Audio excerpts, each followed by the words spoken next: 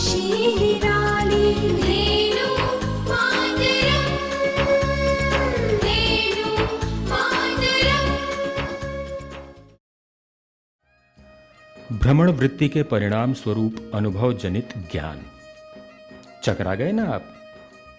लेकिन अपने गोपाल जी और मिली मैडम को देखकर तो यही लगता है कि गौशाला दर गौशाला के भ्रमण ने इनका ही नहीं पूरे समाज का ज्ञान बढ़ाने का काम किया है। अब ये आ पहुंचे हैं आबू रोड।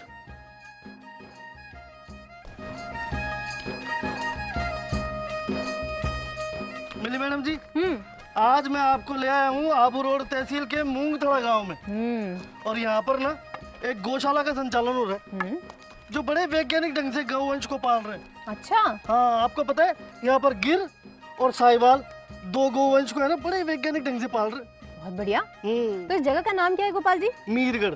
मीरगढ़। हाँ। बहुत खूब। मगर गोपाल जी, हरियाली में तो ये अमीरगढ़ है। कैसे? देखिए ना, ताजा ताजा सौंफ, कितनी खूबसूरती। और ये सौंफ, पहली बार मैंने ताजा सौंफ देखी है। हाँ मिली बहन जी, एक बात बताऊं, आपने उठा के तो खूब खाई होगी, पर तोड़ के तो पहली बार खाई है। पहली बार खाई है। और क्या सुगंध है ना, ताजा ताजा ताजा ताजा। और भी ताजा जानकारी देता हूँ, आ जाओ आप मेरे साथ में। चलो जी, आ जाओ।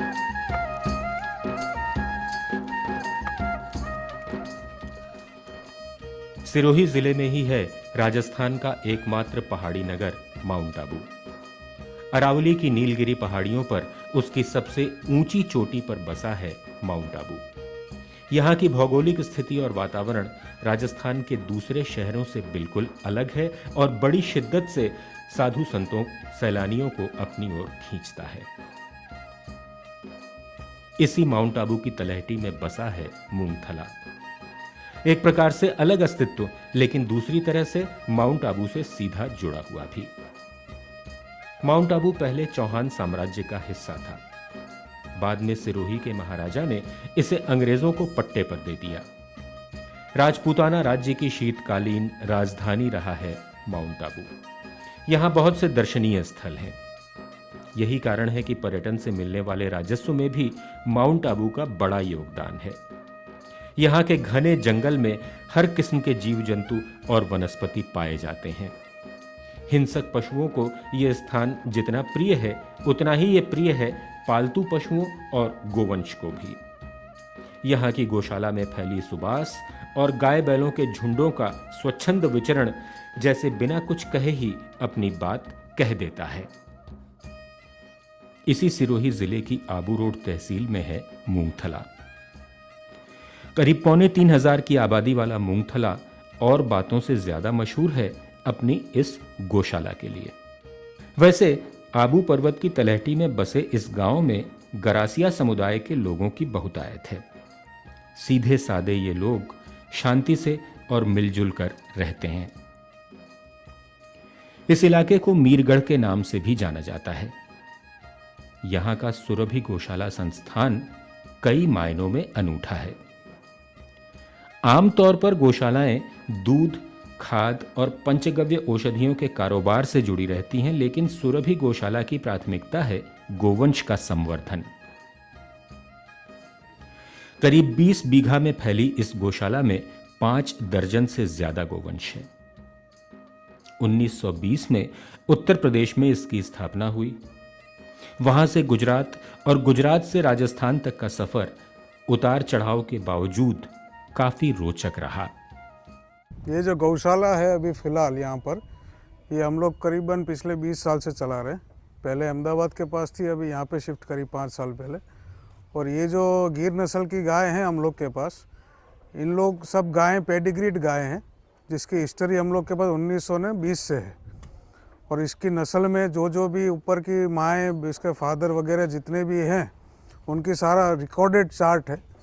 और जो इन लोग के बछड़े होते हैं, उन लोग को हम लोग तैयार करके राजस्थान, गुजरात और महाराष्ट्र के अलग अलग गौशाला में संवर्धन के लिए और नस्ल सुधार के लिए, गिर नस्ल की सुधार के लिए हम लोग इसको रखते हैं।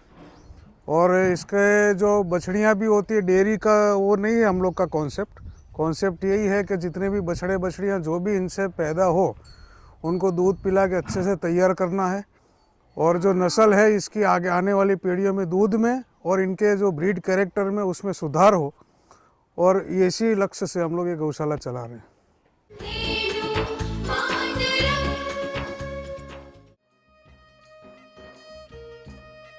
अरे मिली मैडम जी, अजी कितना देर लगाओगी? सज धज कर, अरे छम छम करती आजा गोरी, आजा जदब।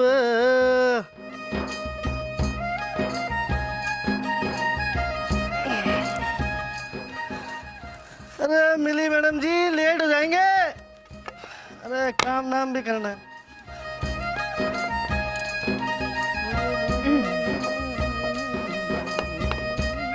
गोपाल जी, माता कैसी लग रही हूँ मैं? अरे मैडम जी, ये क्या कर लिया आपने? ये क्या चूड़े पहन लिए, चुनरी पहन ली? आप तो बड़े जोर के लग रहे हो। जोर की लग रही हूँ? तो दर्द तो नहीं हुआ? क्यों? जोर की लगी ना। आप ही ने कहा ना जोर की लग रही हूँ। अजी कैसी बात कर रहे हो? अजी दर्द होगा तो देखने वाले को होगा, मैं तो आपके आगे आगे चलूंगा। भाई वैसे भी है ना, जैसा देश वैसा बेस। चलो।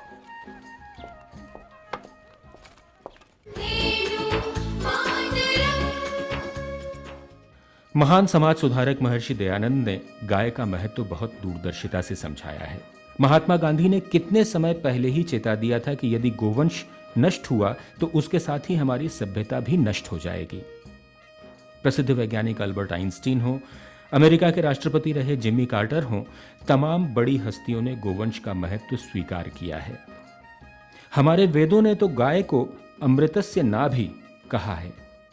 गाय सिर्फ देती ही देती है, उसका दान महादान है, तभी तो भारतवासी उसे माता कहकर बुलाते हैं। गाय तो माता है ही, हर किस्म से उसका अस्तित्व इस पृथ्वी पे जो है वो एक माँ के दर्जे का ही है। और उसमें से प्राप्त हर एक चीज़, चाहे दूध हो, चाहे गोबर हो, चाहे गौमूत्र हो, चाहे उसका श्वास भी हो, वो हर तरीके से वातावरण को शुद्ध रखता है, इंसानों को पोषण देता है, बच्चों को बड़ा करने में हेल्प करता है। ये सब है। कभी सुना है गायों में नानी दादी का संबोधन? कभी देखा है चंद्रगुप्त और बलदेव का पूरे रुतबे के साथ घूमना? आखिर कौन है ये जिनसे मुलाकात की हमारे गोपाल जी और मिली मैडम ने? मिली मैडम जी, हाँ जी। अब मैं मिलाता हूँ आपको इस गौशाला की दादी और नानी से। गौशाला की दादी और नानी? हाँ मतलब ये देखो, ये है दादी और नानी। गोपाल जी, है? आपको बुखार तो नहीं है? नहीं तो। तबीयत ठीक है? हाँ। तो ऐसी बातें कैसे कर रहे हो? अजी मैडम जी, मैं समझाता हूँ आपको। ये जितना भी गोवंश दिख रहा है ना आपको पीछे, हाँ है ना, वो सब इन्हीं का कुनबा है। ओ, तभी ये हुई दादी और नानी। वाह। और एक बात बताता हूँ आपको। हाँ जी। ये जो गोपी है ना, हाँ, आपको पता है कितने साल की है? कितने? ये है पूरे 26 साल की। 26 साल की? हाँ, जो कि अमूमन गायों की इतनी उम्र होती नहीं है। मतलब यहाँ पर बहुत अच्छे से रखते हैं भाई गायों को। बिल्कुल। तभी हमारी नानी जी इतनी अच्छी खासी हैं। प्रणाम नानी जी, कैसी हैं आप? और मैं कैसी लग रही हूँ? चलो जी, नानी जी जरा सी बिजी हैं चारा खाने में, इन्हें इनकी जगह देते हैं, अपन और जगह चलते हैं। आ जाओ।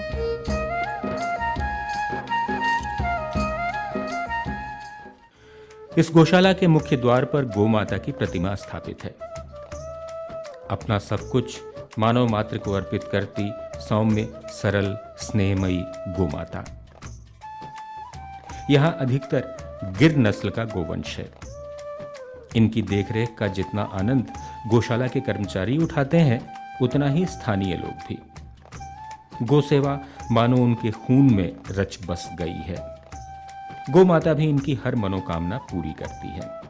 ये आदर्श साहचर्य है। हाँ, हम सुबह उठते हैं, उठ के गाय धोते हैं, गाय को खान देते हैं और साफ सफाई करते हैं हम। और कोई बीमार होती है तो डॉक्टर साहब ने लाते हैं। हमारे पास साहिवाल है और ये गिर है।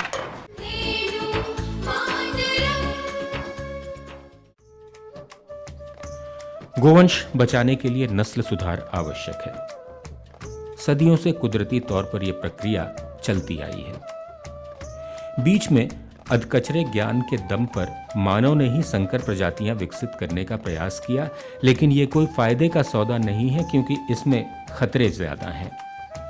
वैसे तो पशु भी प्राकृतिक रूप से दूसरी नस्ल की अनदेखी ही करते हैं, लेकिन फिर भी गौशाला में इस बात का ध्यान रखा जाता है।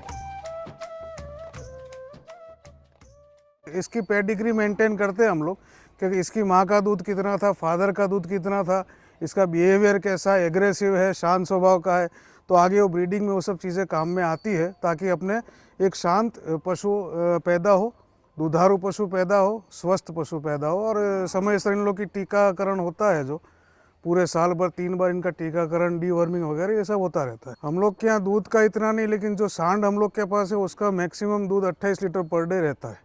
अगर पूरा दूध हम लोग निकाल लें बछड़े को ना पिला के, तो 28 लीटर आराम से गाय दे सकती है।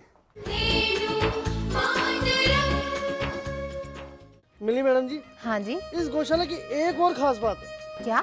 वो ये कि इस गोवंश का एक विवरण तैयार किया गया है, पीढ़ी दर पीढ़ी। अच्छा, हाँ, हिस्ट्री बनाई गई है। अरे वाह, हाँ, इससे पता है क्या, इस गोवंश में किस तरह के पशु आगे होंगे, हाँ, है ना, उनका स्वभाव कैसा होगा, अच्छा, वो दूध कितना देगी, ये सब कुछ पता लग जाता ये है। सब कुछ उस हिस्ट्री के माध्यम से पता कर लेते हैं ये लोग। मतलब अगर इतनी प्लानिंग से काम हो रहा है, तो फिर नस्ल कैसे नहीं सुधरेगी? बिल्कुल सही बात पकड़ी आपने, ये नस्ल सुधार का ही काम हो रहा है। एक और बात बताऊं, यहाँ पर जो सांड होते हैं ना, हाँ, उन सांड को बेचा नहीं जाता, तो फिर उनको दे दिया जाता है गौशालाओं में, उनको, किसानों को, मतलब जहाँ जरूरत है। जहाँ जरूरत है, और ऐसे ही मुफ्त में, ताकि आगे की और नस्लें सुधरे। भाई ऐसा मानना है यहाँ का कि भाई सांड अच्छा होगा तो गाय अपने आप अच्छा दूध देगी, अच्छे बच्चे होंगे, अच्छा वंश होगा।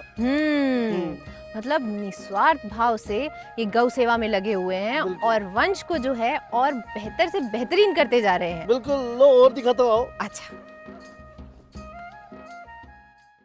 गौशाला के चप्पे चप्पे पर सीसीटीवी कैमरे लगे हैं, लिहाजा परिसर में होने वाली हर हरकत तीसरी आंख की पकड़ में रहती है। आसपास के छोटे मोटे तमाम गोपालकों को यहाँ के उत्तम नस्ल के सांड निःशुल्क उपलब्ध कराए जाते हैं।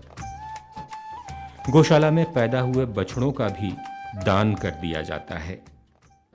गोपाल जी, हाँ? अब तक की जो गौशालाओं के अनुभव रहे हैं, उससे मैंने ये तो जान लिया है कि लोगों को गोबर और गौमूत्र की खासियत पता लग गई है, और गौमूत्र जो है उससे कितनी औषधियाँ बनती हैं, कितनी दवाइयाँ बनती हैं, यहाँ तक कि वो स्किन केयर और हेयर केयर में भी काफी काम आता है। अजी, कैंसर तक के रोगों के लिए काम में आता है। वाकई में बहुत बढ़िया चीज है और लोगों को और इस बारे में जानना चाहिए। लेकिन बात को यहीं से मैं आगे बढ़ाऊंगी और ये जानना चाहूंगी कि इस गौशाला में भी नियमित तरीके से गोबर और गौमूत्र इकट्ठा किया जाता है? भाई नियमित रूप से तो किया जाता है, पर नियत समय में किया जाता है। कैसे? भाई ऐसे है कि यहाँ पर गौशाला के जो प्रबंधक है ना, हाँ, उनका मानना ये है कि भाई रात्रि विश्राम के बाद सुबह जब गाय उठती है 3 साढ़े 3 बजे के लगभग, तब जब वो अपना मलमूत्र त्यागती है, मतलब गोबर और मूत्र करती है, वो जो गोबर और मूत्र होता है ना, वो सबसे ज्यादा लाभदायक होता है। अच्छा, और उसे ही वो लोग इकट्ठा करते हैं और उसी से इस्तेमाल करके औषधियाँ बनाते हैं। अर्क बना के औषधियाँ बनाते हैं। ओहो, ये तो क्या तिगड़म लगाई है इन्होंने। हाँ, और आप देखो, हाँ? जगह जगह पर वो लगे हुए हैं सीसीटीवी, वो पीछे भी लगा हुआ है। क्या बात कर रहे हो आप? हाँ, गौशाला में सीसीटीवी? बिल्कुल भाई, जो आधुनिक चीजें है ना, हाँ? उनका भरपूर उपयोग किया जा रहा है। लेकिन इसका पूरा फायदा क्या रहेगा? इसका फायदा ये रहता है भाई, जैसे कोई गाय बीमार हो, हाँ, कोई गाय ब्याने वाली हो, ब्याने मतलब समझ गए ना, ब्याने डिलीवरी करने वाली हो, इतना तो समझ गई अब तक मैं। है ना, तो भाई उसके ऊपर 24 घंटों ध्यान रखे। अच्छा, हाँ, कोई भी इलाज की जरूरत हो तो तुरंत उसको मिल जाए। अरे वाह, कितनी सतर्कता से गायों का ध्यान रखा जा रहा है। मतलब ये सारी चीजें तो इंसानों के लिए इस्तेमाल होती हैं और यहाँ पर गायों के लिए इस्तेमाल हो रही है। क्या दिमाग लगाया है। अजी, सतर्कता तो आपने पूरी जानी क्या है। यहाँ के जो व्यवस्थापक है ना, वो अपने मोबाइल फोन पे देख लेते हैं ये सीसीटीवी के द्वारा। अच्छा, हाँ, इतना जुड़ाव है। बिल्कुल जुड़ाव है।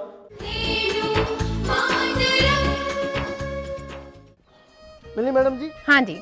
आजकल पता है नस्ल सुधार में क्या काम किया जा रहा है? नहीं। ये काम किया जा रहा है कि भाई जिस नस्ल का सांड है ना, उसी नस्ल की गाय से उसको मिलाओ। अच्छा।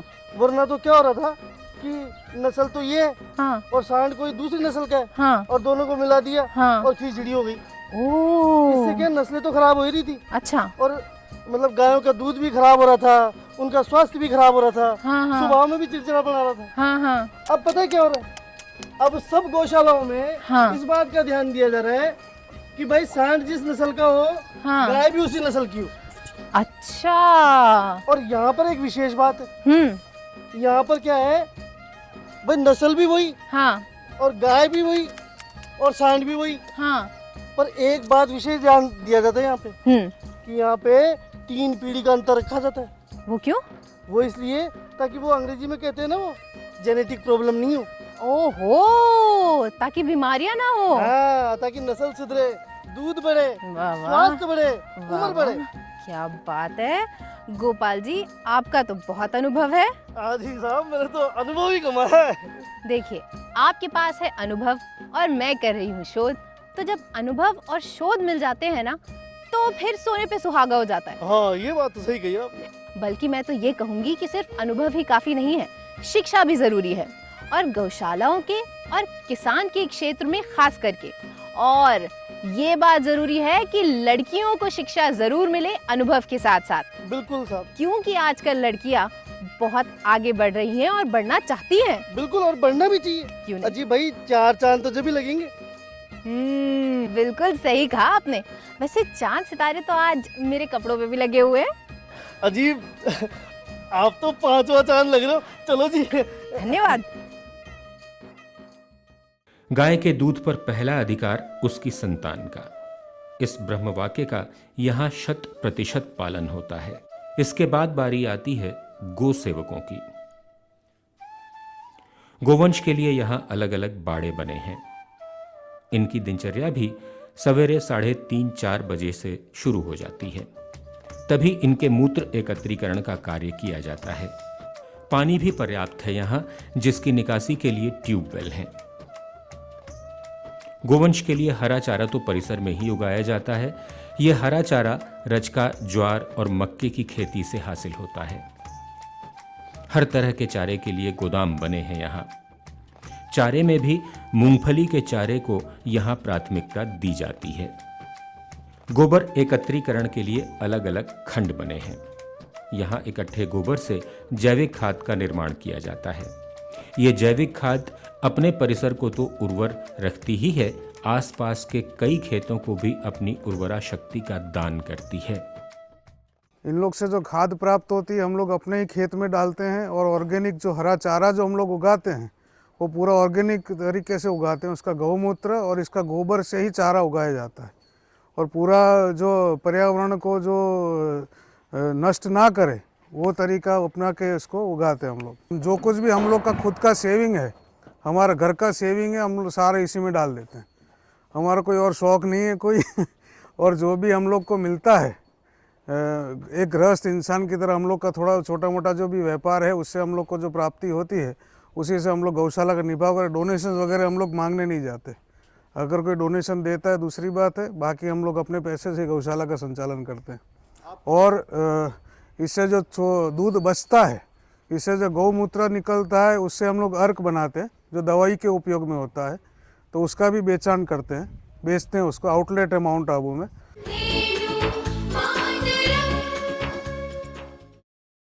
गोवंश की उपेक्षा और उस पर बढ़ रहे अत्याचारों से आज हर गो प्रेमी व्यथित है। उससे भी बड़ी व्यथा है युवा वर्ग का गो सेवा के प्रति उदासीन होना। आज जरूरत है युवा वर्ग को गो सेवा से फिर जोड़ने की। हालांकि ग्रामीण क्षेत्रों में युवा वर्ग का रुझान कायम है, लेकिन शहरों में परिस्थितियां चिंता पैदा करने वाली हैं।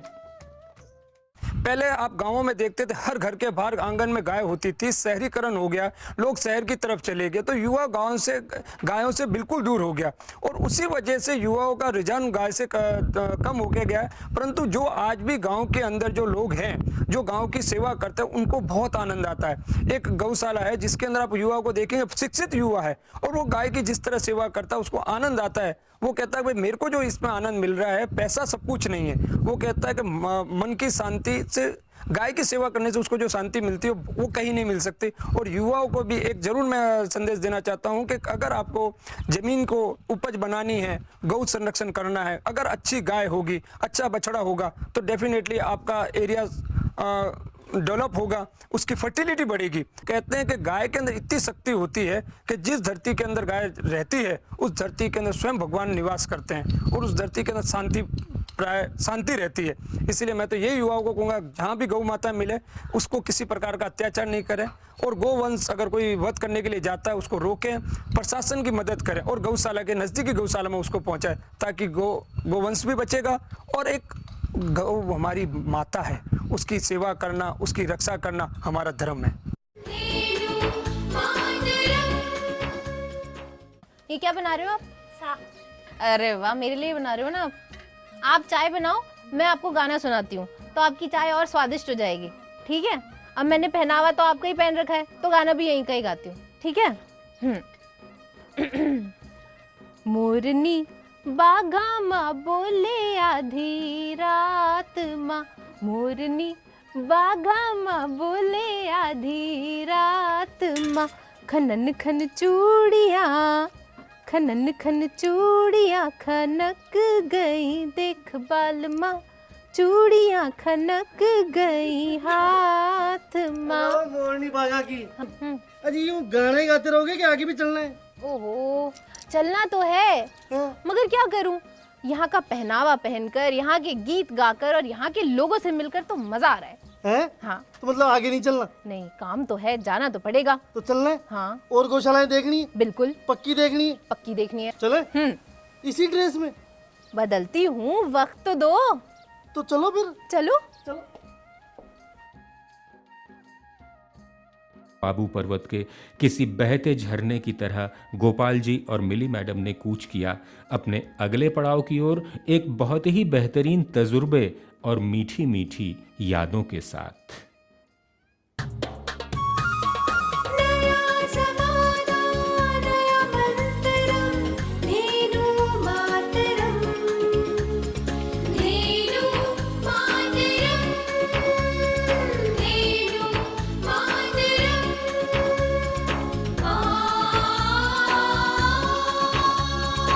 सीख पुरानी सदियों की है, जो तुम चाहो खुशियाँ सारी, कृष्ण प्रिया देवों की प्यारी, गाय हमारी पास दुलारी, अपनाओ गायों को फिर से, जो तुम चाहो खुशी निराली।